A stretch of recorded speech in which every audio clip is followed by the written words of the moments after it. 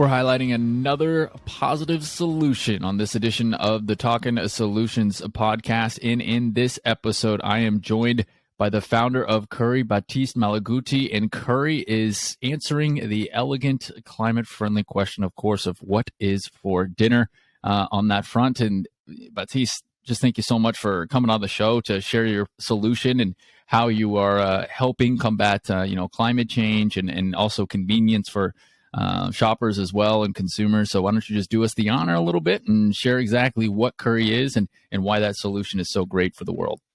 Great. Thank you so much for the intro, and it's a pleasure to be here. Thank you for the invitation. Yeah, so I can introduce myself. I'm Baptiste Malaguti. I'm the co-founder and CEO of Kuri. I was born and raised in France. I now live in Barcelona, Spain. And basically, Kuri is a personalized cooking and meal planning app. Our goal is to help people figure out what to eat next, plan their groceries in the most convenient and climate-friendly way possible.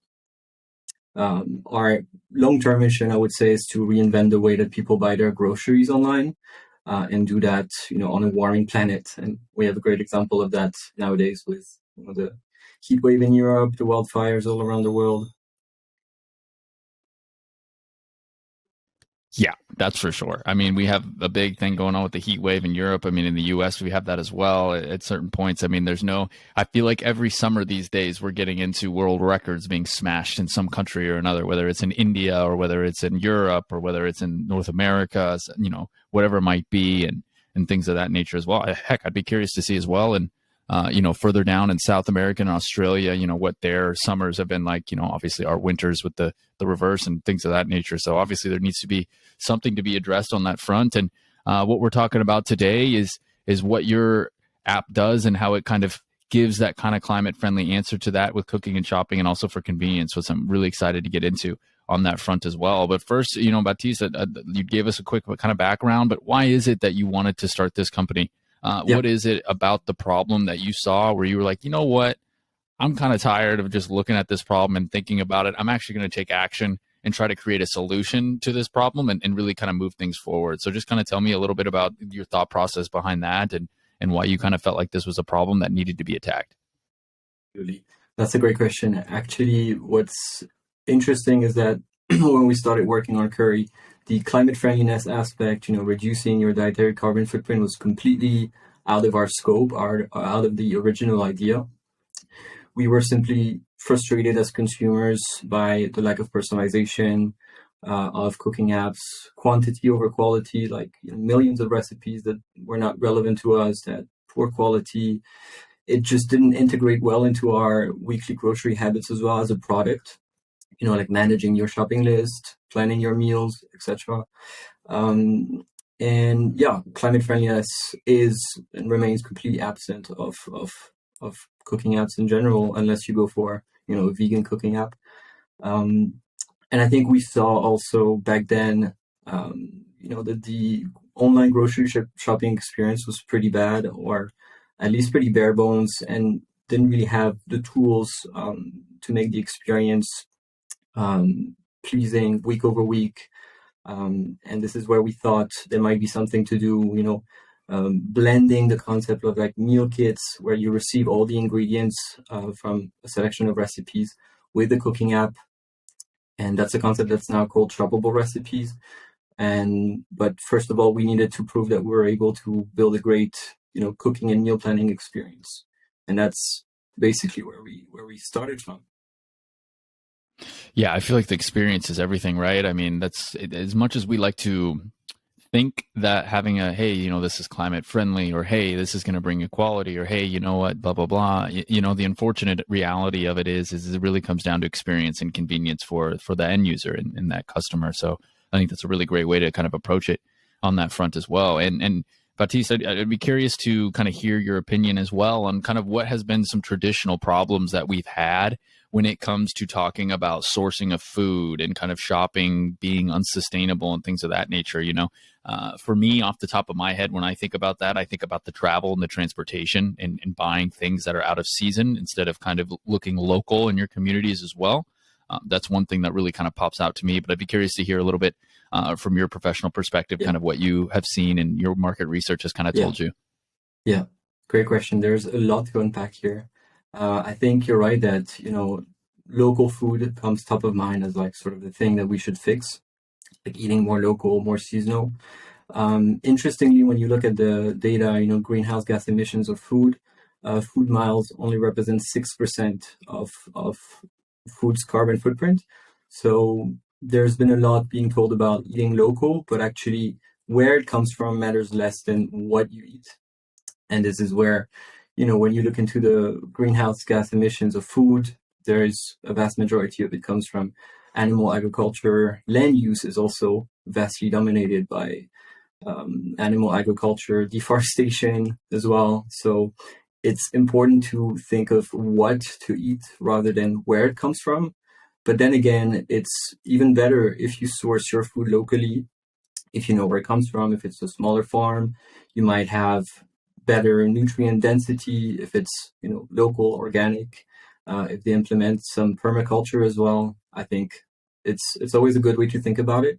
But most of the effort that we can make is rather going to be on what to eat rather than where it comes from. So it's accessible to everyone. You don't need to have a farmer's market around you to be able to make efforts and cut your dietary carbon footprint in half.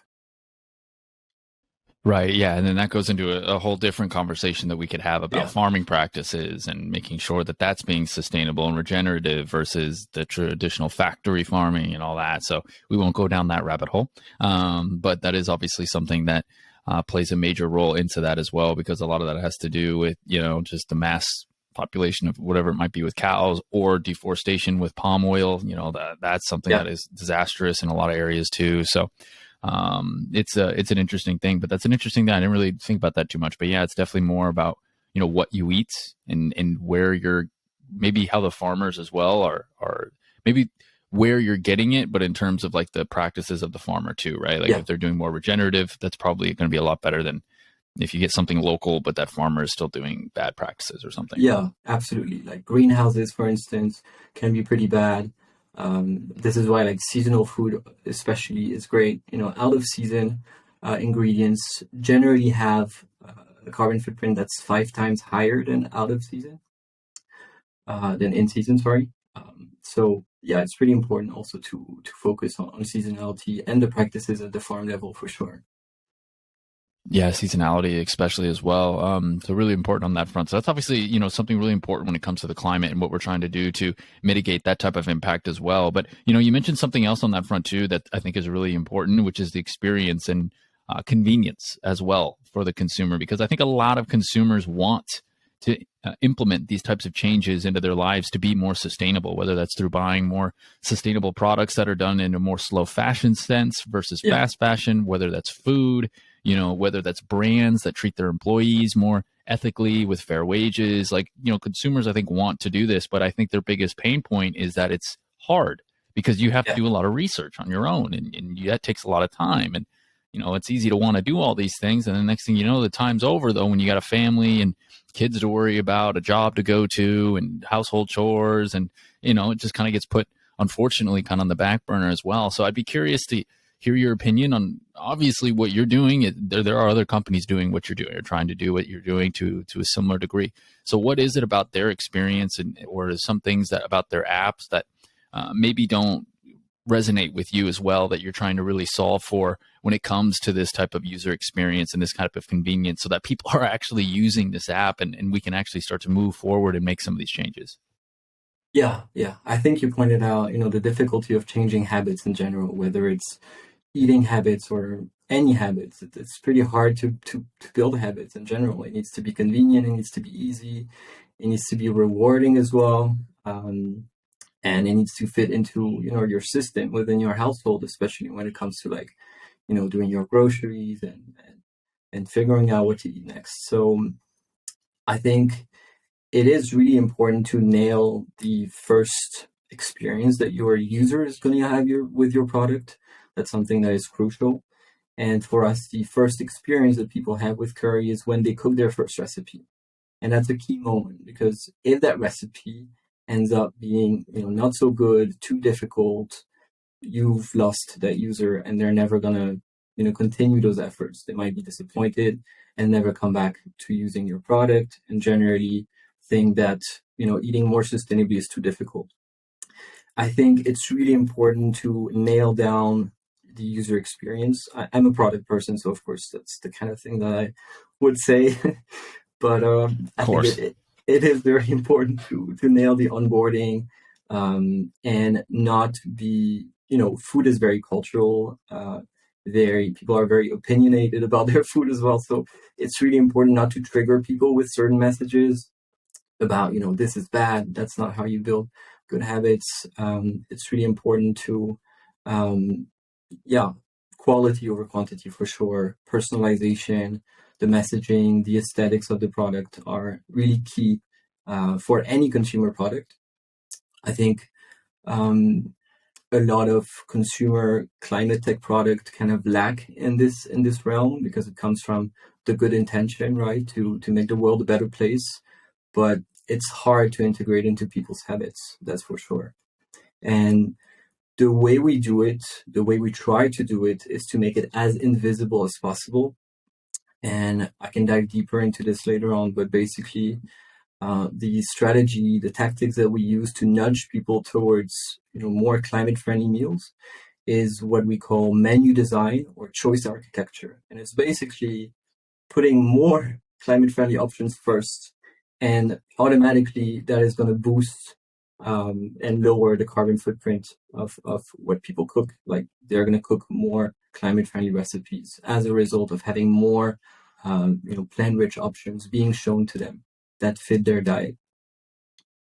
Yeah, that's a great point. You hit a few things there that I find really interesting. And you know what? We're getting to that point. I think we need to start kind of diving into the solution a little bit about what you're doing to kind of solve this problem as well, because you talk about the convenience and integrating habits. I mean, habits are difficult. I believe they say that if you can do something for about 28 days, it'll form into a habit.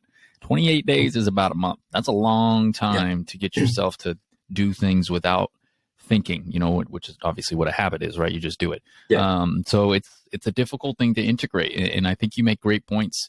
I know you mentioned, I'm a product person, user experience, yada, yada. Well, I mean, it's incredibly important. There's a reason why it's such an important thing to have on your apps and have on your products, because, we live in a day and age of convenience. It's always has been. And if you can convenience the user and give them a pleasant experience by showing them that first kind of climate friendly recipe, as you mentioned, and they have a great time with it, they're going to come right back, versus that first experience where they log in, they're like, oh, you're telling me that my idea of nutrition is wrong. Why is that wrong? And trigger them. Like you said, it's a cultural thing. So there's lots of things touch points along the way that I find interesting, but that's, really interesting. We won't deep dive into product talk though. We're talking about solutions and positivity and stuff as well. So with that, Baptiste, going forward, and as we look into what you do and its importance and user experience and things of that nature as well, you kind of briefly touched on it, but how does your app kind of go ahead and promote more kind of climate friendly eating habits and things of that nature, and kind of empower that consumer to get a little more knowledge and education on that?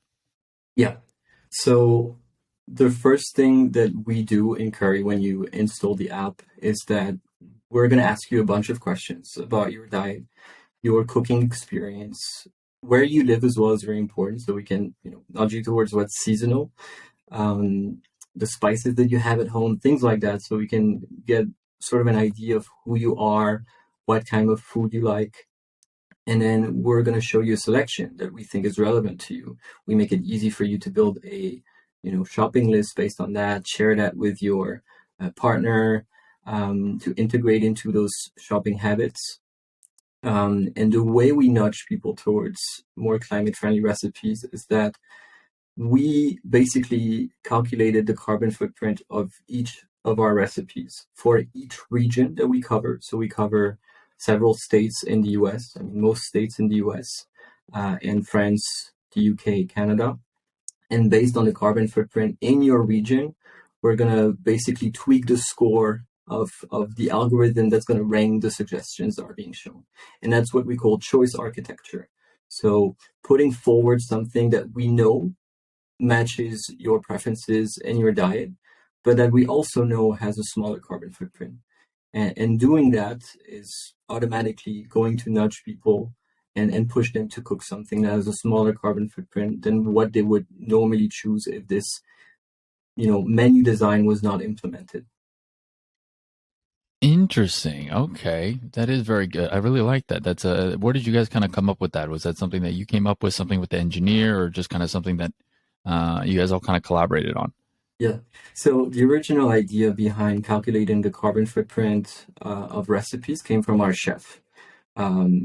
He keeps he keeps tabs on what consumers want in terms of food. He keeps tabs on what they're interested in, and he realized that there was a growing interest for the carbon footprint of food and the meals that we cook. And so we were brainstorming and thinking about how could we create our own carbon footprint calculator using publicly available data and use that and take it into account. And then the more we grew convinced that it was also our mission to help people eat more sustainably, the more importance we gave it in the algorithm. And what's really interesting is that 79% of the recipes that people cook with curry are meatless recipes. And that's despite the fact that 2/3 of our user base is omnivores, basically. It's not vegetarians, it's not vegans, but still almost 80% of what they cook is meatless recipes. That is interesting. That's an interesting discovery on that front as well, especially when you consider, obviously, I'm speaking from an American perspective. But, it's just interesting coming from, what you would traditionally think an American diet might be, which, let's be honest, is not a great diet. It's not, we got a lot of issues with obesity and health problems on that front. So Yeah. it's probably good that it doesn't follow that. But it's an interesting thing as well that you have a lot of people who don't recognize themselves as being vegetarian or vegan, but are still finding themselves cooking more and more kind of meatless recipes, which is really important, especially with the environment and, agriculture and livestock and some of the poor practices that we've implemented in farming that have caused some of the emissions to go up on that front as well. So kind of cool. Yeah, How that's kind of, absolutely. again, just And based on your matching and things of that nature and recommendations. yeah, and I also want to insist on, the positivity aspect of that, like not talk just about the carbon footprint and the dramatic things that are happening in agriculture and global warming, but also the fact that, I transitioned from what I call a clueless omnivore diet to a plant-based diet. And it happened without it feeling like a sacrifice or a compromise on taste or convenience at all. For me, it was a discovery, opening my mind to new tastes, new cultures, new cuisines. And I'm so grateful for that change from a culinary perspective, right? So it really didn't feel like I'm lacking something or I miss meat or barbecues or whatnot. And I think that's really important to convey as well through this experience is like make sure that people are actually going to love what they eat and they're going to talk about it because they discovered this new recipe that everyone loves. And that's really important. Yeah, it goes back to what you said at the beginning, food's culture, right? So if you can get Yeah. something to where people are loving it and they want to share it with whatever that new recipe might be, whether it's becoming more plant-based like yourself, or you kind of made that transition, or just getting the education, knowing where your food's coming from. Is this ethically sourced, meat? Is it coming from a good place, and stuff like that, and just being educational and intentional about that as well on that front. And I'd be curious to know too, because we've talked a lot about the benefits of kind of the climate impact of this and how important it is to kind of reduce carbon footprint and emissions on that front as well. But, another huge impact that we're getting that when you eat more locally and that when you put more intentional behind recipes that are probably better for you as well, you're improving your own health, which your health is everything as a human being. I mean, if you don't have good health, yeah, I mean, you're screwed, for lack of a better word, right? I mean, you're going to be in trouble. You can't live without having a good health. And I feel like what Kuri does too is not only does it kind of give you that climate friendly answer, but it also teaches you a bit about, hey, these are some good recipes that are going to be a little bit better for you from a health perspective too, versus just like, for lack of a better word, going through a drive-through at lunchtime at McDonald's or whatever, just because you're, again, convenience, looking for a convenient meal. Yeah, absolutely. There was an article a couple of months ago that showed that basically prescribing fruit and veggies would save billions a year in health costs in the US. And that's obvious. And when you focus on plant-rich meals, there's an obvious health benefit to that. And that's definitely a direction that we want to go to, like help people figure out how to eat more healthily, like also track their macros if they want to. It's not something that I personally do, but I think it's important for a lot of people to, know what they're getting, what kind of energy they're getting, especially when they're reducing their meat consumption. A lot of people initially are worried about protein intake or, amino acids that you may find in meat that are a little bit harder to come by when you transition to a plant-rich diet. It's really important to eat very diverse types of fruits and vegetables to get that level of nutrition. And yeah, that's why we're here for as well, for sure. Awesome. Love to hear that as well. And so, Baptiste, can you just kind of take us through the app and kind of like how it works? So, for example, if I'm signing up, if I'm a user, what can I expect to see? You mentioned at the very first, you're going to be asked questions and you're going to be, Yeah. Needed to give answers and stuff like that as well. But once I'm logged in, what are all the great things I can do? What are things that you're working on? Things of that nature that as a user, I'll be able to experience. Yeah. So I think, I mentioned earlier the onboarding that's going to ask you a bunch of questions, just basically so we know what kind of recipes not to show you. Like so many apps, even if you have a vegan filter or vegetarian filter, you're still going to see meat. So this onboarding process is going to make sure that everything that you see is relevant. Once you pass that onboarding experience, we are going to suggest recipes to you. You can add them to your grocery list. You can add them to your favorites, come back to them later, label them, things you want to try later. You're also able to add what you have in your fridge, what you have in your pantry to be able to cook with that. So that might help you reduce food waste. And the shopping list is obviously a central part of the app experience. Recently, just last week, we made it collaborative and shareable, so you can share it with your partner and add whatever you need to that shopping list, whether it's food, whether it's shampoo, whatnot, and that essentially turns this shopping list into something that is versatile, that you can use for all your needs, and it's synchronized across your household, which is really important if you want to, plug into the habits of a household and help them manage this chore, basically. And one important feature that we're going to release in September is going to be the sort of like what we call the magic meal plan. So it's sort of a wizard that takes you through a couple of questions as well about, how's your next week going to be? Are you going to be very busy? What kind of meals do you want to cook? How many people are we cooking for? And it's going to build a coherent meal plan for you, reusing ingredients, making sure that there's not going to be food waste, making sure that we use what you have at home. And basically, in a couple of taps, you have your whole week of meals figured out and eventually make that shoppable. So plug in with your favorite grocer and you can get all your groceries delivered through this experience. And that's the future of Kuri. And also taking into account different diets. If you're following a keto diet or raw vegan diet, that's the kind of thing that are on our roadmap. Oh, that's really cool. The magic wizard, if you will, to kind of come across and plan out everything for you. Again, there's that convenience. If you just take that time to fill out the questions that you're going to get. Hey, are you busy? Is this going to be a week where we need quick recipes? You got a lot of time to really experiment and get those cultural taste buds moving along, or, what types of things you can do adapt based on your schedule. So sounds like a fantastic value add. You mentioned that's planned for September. Yeah, exactly. That's going to be a big Awesome. release where we include also the nutrition data. That's planned for September 2022. Awesome. Fantastic on that front. I want to ask a little bit too, to go back to kind of that user experience and that convenience as well, because I know that's a big part of what you guys are doing and what you're trying to accomplish is to actually, we've talked about this already, but to actually make this something that people are going to use and come back to and have a great experience with as well. What types of things have you learned from your current users that you've had and people that you've onboarded and your customers on that front? And what type of feedback have you gotten? And then how have you kind of taken that feedback to apply that to the product in order to improve that experience? Yeah, that's a great question.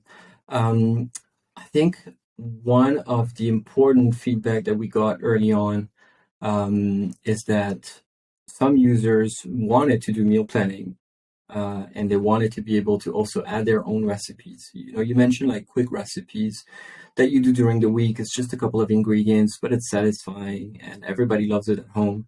It's not fancy. You wouldn't put it on a food blog, but it's still something that fits really nicely into your weekly habits. So from that feedback, we allowed our users to also add their own recipes so that we can integrate that into meal plans. It just fits well into your habits without changing too much. And that's been a really important piece of feedback. I think I was also very surprised by the fact that, we are branded and on the App Store as a climate friendly cooking app. But when you read the reviews or when I talk to users, they don't necessarily talk about, the climate friendliness, the low carbon footprint. They talk about the quality of the food and the quality of the user experience. So that's really what's important to them. And the cherry on top is, the fact that it's adapting to what's in season around you, but that's really just the cherry on top for them. Yeah, right. Exactly. It's really just something that kind of complements everything, right? Hey, not only are you going to be getting a great experience here, but you're going to be doing things that are more climate friendly, and you're also going to be presumably, probably overall, getting a better health and nutrients delivered to you as well with a lot of these recipes that are being suggested on that front too. So I find that to be a fantastic value add to going forward with that as well. When it comes to kind of that product and getting that feedback, and they're talking more about that experience and the convenience versus the climate friendliness and stuff like that, does that kind of change your marketing, if you will, or do you kind of still keep to the climate message and the nutrition message and all of that? That's an interesting question, actually. I can see that it comes from the marketer inside of you. Um, It's a really good question. I think there's a good balance to be found. I think it's still important to market the product as, climate friendly cooking app, especially with younger users. We have extremely young users, 17, 18-year-old who come to Kuri because they are extremely, climate aware, and they're definitely, asking their parents or even cooking on their own for more plant-based recipes. So the climate question is really important to that audience, and it's only going to get bigger. But once they're inside the app, we try to tone it down a notch to make sure we don't overwhelm with that climate message. But yeah, there's a good balance to be found. When it comes to marketing, different channels means that we might use different messages, different audiences, age range. They are receptive to different messages, that's for sure. Interesting. I wouldn't have expected the 17, 18-year-old demographic. Maybe that was just me because I was, not exactly cooking food at 17, 18 years old, nor was I interested in it, but better than I suppose. Where are a lot of Yeah. What's that? I wouldn't say it's the majority of our users, but certainly a lot of them are in their early 20s, that's for sure. Yeah. Very cool. Very cool. And it's great that they're kind of, resonating with that climate message as well and hopping on that and doing so. Where are a lot of the users? You mentioned that you're in Spain. I know that, you have people that work in the US as well. And where are you kind of seeing a lot of this growth kind of taking place? Mm-hmm. Yeah. So I'm based in Spain, but actually the app is not available in Spanish yet. Mm-hmm. It's available in English, in French, and in German. These are basically our three main markets. France is the biggest one because the App Store has featured us in France many times. That has helped tremendously, of course, with traction and growth. The US is our second market, and the one that I think there is a bigger opportunity, of course, like we talked about the American diet and its carbon footprint. And yeah, that's basically where most of our users are. Let's go to that American audience. Everybody listening that's American, hop on, get this app, improve the diet. We all know, let's admit it, we don't have a good diet. It's all right. We can self-proclaim and admit that that's not great. So we'll get rid of that and hop on Kuri and get some better recommended curated recipes for us to cook at home. Save a little money as well. it's great on all angles. No, but Baptiste, I want to kind of move forward, with this in terms of the episode and start talking a little bit about how people can support you and how they can kind of sign up and some things they can do to kind of move forward and get this. But before we get into that a little bit, you've already kind of mentioned the future of what you want to do with Kuri and things of that nature as well. You have the big release in September and some other things, but how about getting a little bit longer down the line? Like what do you kind of see in the next maybe 3 to 5 years, and what would be your end goal for Kuri and what you guys are trying to accomplish on that front? Yeah, definitely. That's a great question.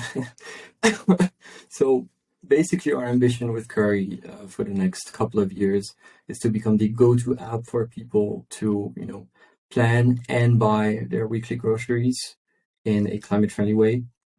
And that means turning Kuri into, the cool climate-friendly cooking and meal planning app to what we call a shoppable recipes app. And I personally believe that, shoppable recipes are going to play a major role in the way people buy their groceries online in the next 5 years. I think generally the online grocery experience has still been quite disappointing. And I think that making recipes shoppable can be a key to make that more sticky. Like every fifth American expects to buy most of their groceries online by 2024. So there's going to be a lot of people buying their groceries online, but is it going to be through the experience that is available now? I don't think so. And I think that shoppable recipes are going to play a great role. But in order to make that happen, you need to make it convenient, personalized, beautiful, satisfying, and climate friendly, because more and more people are worried about that and are willing to take action. And if that action is delicious and satisfying, that's amazing. So to come back on your question, becoming the go-to app for people to plan, figure out, and buy their groceries online is our ambition. That's going to be done by integrating with most grocers in Europe and in the US. They have the APIs ready to do that kind of integration. You have a few examples in the US of such apps and such services who basically don't care about carbon footprint or personalization is very bare bones as well. So I think there's an opportunity to build a better product. Yeah, absolutely. And having the ability to kind of get recipes and then having those recipes in those products ingredients needed for that recipe integrated immediately into your shopping cart, and then to be able to actually make that purchase all within one place would be a fantastic value add as well. And I think a lot of consumers would really kind of resonate with that on that front as well. I think that's just something that, when you talk about convenience and an answer to something, that's hard to beat, especially if you can kind of come up with it in a way that's going to be really digestible and easy to use, if you will, on that front too. And the US obviously has a big market for that, and we're hungry for that. And I think we're looking for that kind of convenience. I mean, you got apps all the time working with, whether it's DoorDash or Uber Eats, I think even does some stuff for now, or Instacart. Obviously, it's a big one here as well, where people are already, like you said, just ordering groceries. I was with my cousin in Miami, and she's like, "Oh, I never go to the grocery store. I just Instacart everything." I was like, "Huh, okay. Yeah, no, that'll work. That'll do it." And for those listening, APIs are basically just a way that one area can communicate with another via a server. So you can get data that's available from, say, let's use Safeway, Publix, Albertsons, whatever grocer it might be. They have that API. I can communicate with it, bring that data into my application. So that's just what an API means for those that do not know on that front. Baptiste, as well, with that, we talked a little bit of kind of about the future and the goals and what you got kind of going on and what you want to become from, and what makes you unique. What makes you guys stand out? Like, what would you tell customers and things of that nature that makes you kind of stand out? I think I got a good hint of what that might be based off this episode, but curious to have you put it in your own words. So I think the simplicity, translating something that can be very complex into something that is simple, that people think is really easy to use, that is high quality, is what we're good at. And I think that's what makes us unique. We've really put a lot of effort into the quality of the app and the food, and that really paid off, which is great. If you work with great food, you can be even more happy to be building a product that has great food, of course. that's something that I think we do quite well. Yeah. Love it. And how can people get this app right now? If they're listening to you and they go, wow, Baptiste is onto something fantastic. I need to get in on this. How can they do so? Where can they download the app? Where can they get more information and things of that nature to follow and support you guys? Yeah, so Kuri is available on most app stores in the world, on iOS exclusively. Unfortunately, it's not available on Android yet. We're going to be working on it soon. But available on the App Store. You can download it, sign up. It's free. Everything is free in Kuri. We're rolling out our paid subscription in September as well. But yeah, you can have a great time with the free experience that we're offering, that we're going to keep offering. And that's how you can support us. Basically, just try your first recipe with Kuri, and I think you're going to have a good time. Yes. And what social media can people follow you on and things of that nature to get up to date news and to find out what date exactly in September we're going to be getting that kind of magic recipe recommender, if you will? Yes. So you can follow us on most social media, Instagram, Twitter, LinkedIn, TikTok, Facebook. Our handle is Cook with Kuri. Pretty simple. It's the same everywhere. You can follow us there. And yeah, we send a couple of emails as well to our users, to let them know about the new product. So if you sign up, you'll be up to date with, the new releases, the new product, the magic meal plan builder that we're building right now. I'm super excited about that. Yeah, it's a super cool feature. I love it. All right. On that front, anything else that you feel like that maybe we may have missed in this episode or anything of that nature as well that you would like to kind of add about yourself or about Kuri? Not that I can think of from the top of my head. No, I think we covered quite a lot of ground. Of course, there's a lot that we could talk about, what we talked about in the beginning about sustainable practices in farming or misconceptions with sustainability. But I think that would be another hour of discussion. So I think we could dive in probably for a couple more hours on that front. Yeah. I talk a lot about this subject because I'm passionate about it on Twitter. You can find me on Twitter as well. I'm a bit, into this climate, food, vegan scene as well. I'm sorry about that. I'm the annoying vegan, but that's also who I am now. But yeah. Embrace it. You got a lot to share on that front as well. You might you might also find somebody else who was what did you say? Uneducated omnivore or what was it? Yes, clueless. A clueless omnivore. Yeah. And now knowing a little bit more. So you never know whose mind you might change and to be open to listen to things like that. And what's your handle on Twitter so people want to follow? It's only consonants. So it's pretty difficult. It's BPTSTMLGT. So that's all right. We'll make sure we add a link for for y'all on that front because no one's going to remember that one. So we'll add a link there and make sure that that's available for people to follow you as well. But Baptiste, I want to thank you so much for coming on the show and sharing your knowledge and most importantly, your fantastic solution to create, better health and in a climate friendly answer, if you will, to the age old question, what is for dinner? So thank you so much for coming on the show. Thank you for having me. It was great. You're a great host, I must say. Oh, I appreciate that. Yeah, put it out there for everybody to hear. I love it. There we go. Ego boost.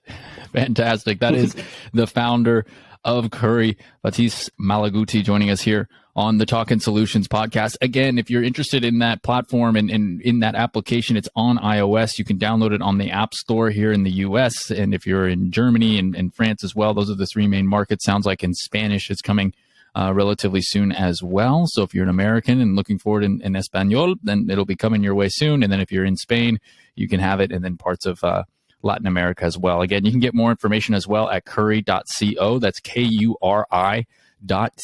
You can follow them across social media. You can find all of their links there. And of course, in addition to that, we'll be providing their links throughout the week through our website and then on our Instagram and social media links as well on that front as a great way to get personalized nutrition in low carbon reduce your carbon footprint, I should say, and also get more seasonal food sourced near you. So you can find all of that information as well throughout the week as we highlight Kuri in this edition of the Talkin Solutions podcast. That's going to wrap things up. If you enjoyed the episode, as always, would appreciate a subscribe and then also a rating as well, if you're ever so kind. And then, of course, give us a follow across the social media channels as well. So until next time, I hope everybody enjoys the rest of their week.